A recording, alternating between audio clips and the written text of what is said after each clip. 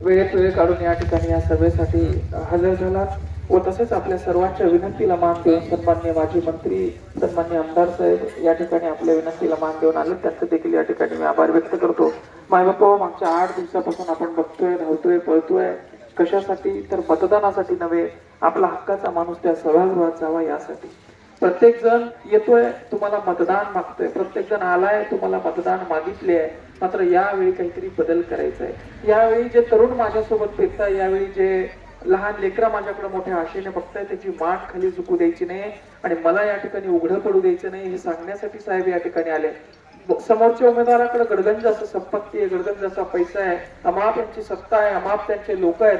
मात्र मी एकटाच या ठिकाणी आहे. अनावधानानं एक युती झाली होती, जागा सुटली होती, प्रामाणिकपणे आम्ही लढणार होतो.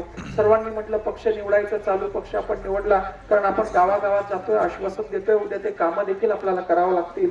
म्हणून अगोदर साहेबांना विचारलं की साहेब मी जाणार आहे, मी आश्वासन देणार आहे, पण ते कामं झाले पाहिजे. साहेबांनी, संदीपान डोंगरे साहेबांनी पण सांगितलं आणि साहेबांनी पण सांगितलं, मंगेश आम्ही तुझ्या पाठीशी आहोत, तू कुठेही काही काम सांगितलं तर आम्ही करायला तयार आहोत.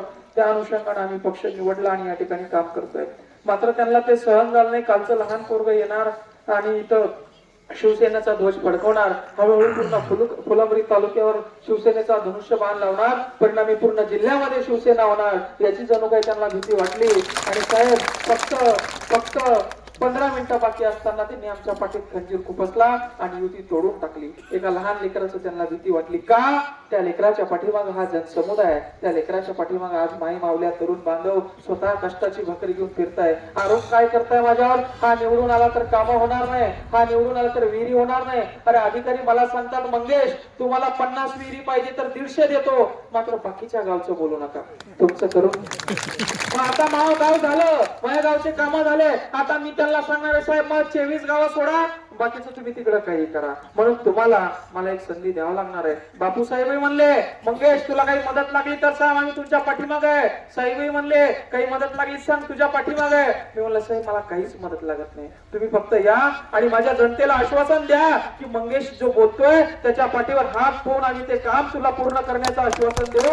मला तेवढं, मला पैसा नकोय, मला काहीच नकोय, कारण हाच जर का मी तुम्हाला पैसे वाटले तर उद्या मी देखील लाचार राहील, उद्या मी ते पैसे कमवण्यासाठी लुबाडी करेल आणि लबाडी करेल आणि ते पैसे कमवेल. ते मला करायचं नाहीये, त्यासाठी मी राजकारणात आलेलो नाहीये. यांच्याकडे गडगंज संपत्ती आहे, जे पैसे वाटताय त्यांच्यावर देखील लक्ष ठेवा. ती समाजाला लागलेली कीड आहे, ते पैसे घेताय, तुमच्या लेकरांचं भविष्य खराब करताय. अरे ते पैसे अंधारात वाटल्या जात आहे, तुमच्या लेकरांचं शिक्षण व्यवस्था व्यवस्थित करण्यासाठी होते. ते पैसे अंधारात वाटताय, ते तुमची आरोग्य सेवा व्यवस्थित करण्यासाठी होती. ज्या गाड्यातून तुमच्या गाड्या जात नाही ना शेतामध्ये दूध घेऊन येतं, त्यावेळी ते रस्ते बनवण्यासाठीचे ते पैसे होते, ते तुम्हाला आणून वाटताय. म्हणून यांना उघडा पाडा, यांना मतदान देऊ नका. मात्र जो तुमच्यासाठी अंधारात उन्हा पावसात चांगल्या वाईट दिवसात तुमच्या पाठीशी उभं राहतो, मात्र त्याला मात्र उघडं पाडू देऊ नका. एवढीच एक विनंती करतो आणि साहेबांना विनंती करतो की आपण आता या ठिकाणी मार्गदर्शन करावे.